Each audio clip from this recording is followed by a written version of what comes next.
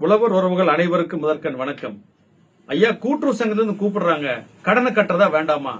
எல்லா பக்கம் ஒட்டி இருக்காங்க, விஓ ஆபீஸ்ல ஒட்டி இருக்காங்க, பஞ்சாயத்து ஆபீஸ்ல ஒட்டி இருக்காங்க, சொசைட்டில ஒட்டி இருக்காங்க, லிஸ்ட் போட்டு கூப்பிட்டு வேற வந்து கையெழுத்து போட்டு போக சொல்றாங்க. என்ன பண்றதுன்னு விவசாயிகள் கேட்டு இருக்கிறாங்க. இதை நம்ம என்ன பண்ண போறோம் அப்படிங்கறத பத்தி நம்ம இந்த வீடியோ பேச போறோம். தயவு செஞ்சு முழுசா கேளுங்க.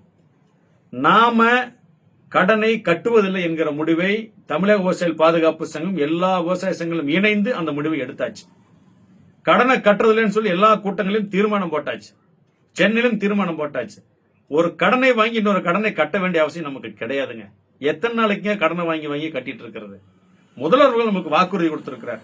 நான் ஆட்சிக்கு வந்து 5 ஏக்கருக்கு இருந்து முழு தள்ளுபடி, 5 ஏக்கருக்கு மேல 50% தள்ளுபடி. முதல்வர் வாக்குறுதி கொடுத்தபடி கடனை தள்ளுபடி பண்ணுங்கன்னு சொல்லி நாம பல இயக்கங்களை நடத்தியாச்சு. இன்னும் அந்த கோரிக்கை நிறைவேற பல இயக்கங்கள் நம்ம நடத்திட்டு இருக்க போறோம். அடுத்த கட்ட இயக்கமா சட்டசபை கூட்டத்தொடர் தொடங்குவதற்குள்ள நம்மளுக்கு இந்த கோரிக்கை நிறைவேறல அப்படின்னா சட்டசபை கூட்டத்தொடர் தொடங்கும் போது காலவரையற்ற உண்ணாவிரதத்தை கோரிக்கை நிறைவேறும் வரை நம்ம தொடங்க போறதும் அறிவிச்சாச்சு. சரி, இப்ப நாம என்ன பண்றது?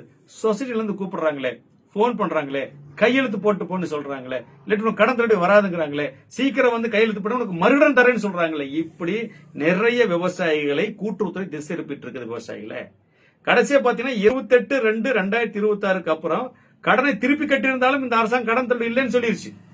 புரியுதா உங்களுக்கு? அப்ப கடனை கட்டுனா உங்களுக்கு கடன் தள்ளுபடி கிடையாது என்பதை அரசாங்கம் ஏற்கனவே அரசாங்கம் சொல்லியாச்சு. அப்ப கடனை கட்டினா உங்களுக்கு கடன் தள்ளுபடி கிடைக்காது. நீங்க கஷ்டப்பட்டு கடனை வாங்கி கடனை கட்ட வேண்டாம். கையெழுத்து போட கூட தயவு செஞ்சு போக வேண்டாம். இன்னைக்கு உங்களுக்கு மறுகடன் கிடைக்கும், வாங்க நான் உடனே பண்ணித்தரேன்னு சொன்னா அது பொய். ஏன்னா அந்த மாதிரியான நிலைப்பாடு இன்னும் தமிழ் அரசாங்கம் எடுக்கவே இல்லை. கண்டிப்பா விட்டுறலாம். வேற எங்க கூட கடன் வாங்கி கூட சமாளிச்சுக்கலாம். எப்படி மகாராஷ்டிரா விவசாயிகள் 3 ஆண்டுகள் ஒற்றுமையா இருந்து எங்களுக்கு லாபம் வந்தா தான் கடனை கட்ட முடிவெடுத்தாங்களோ, அந்த மாதிரி முதல்வர்கள் சொன்னதை செய்யும் வரை நாங்கள் கடனை திருப்பி கட்டுவதில்லை என்கிற முடிவோடு அனைவரும் இருக்க வேண்டும். அதுவரை நாம் என்ன செய்வது அப்படின்னா, நாம் இப்ப ஒரு கோரிக்கை மனுவை தயாரிச்சிருக்கிறோம்.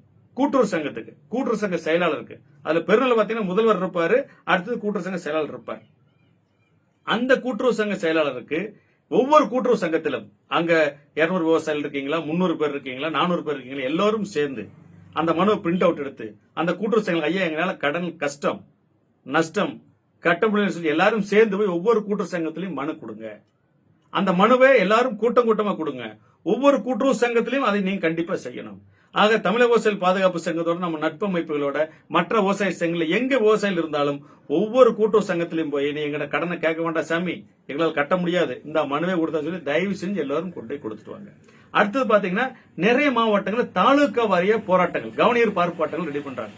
முதல்வர் கொடுத்த வாக்குறுதிப்படி எங்களுக்கு உடனடியாக கடனை தள்ளுபடி செய்யுங்கன்னு சொல்லி. அதுபோல தமிழ்நாடு முழுவதும் எல்லா விவசாயிகளும், விவசாய சங்கங்களும், எல்லா ஆர்வலர்களும் அவரவர் பகுதிகளில் தாலுகா வாரியாக கவனியர் பார்ப்பாட்டத்தை நடத்த வேண்டும் எனவும், ஒவ்வொரு கூட்டுறவு சங்கத்திலையும் அந்த மனுவை கொடுக்கணும் எனவும், அந்த மனுவை நாங்க இப்ப எல்லா குழுக்களையும் போட போறோம். அந்த மனுவை நீங்க எல்லாரும் எடுத்து அனுப்பல, உங்க பேர் அட்ரஸ் பண்ணி பெறுநர்ல பாத்தீங்கன்னா முதல்வர் பேர் முதல் இருக்கும், 2வது உங்க கூட்டுறவு சங்க செயலாளர் பேர் இருக்கும், அது கீழே பாத்தீங்கன்னா கூட்டுறவு சங்கத்தோட பேர் எழுதி கடன் தொகை எழுதி பின்பக்கம் திருப்பி கையெழுத்து போட்டு எல்லாரும் கொண்டு அந்த மனுவை கொடுங்க.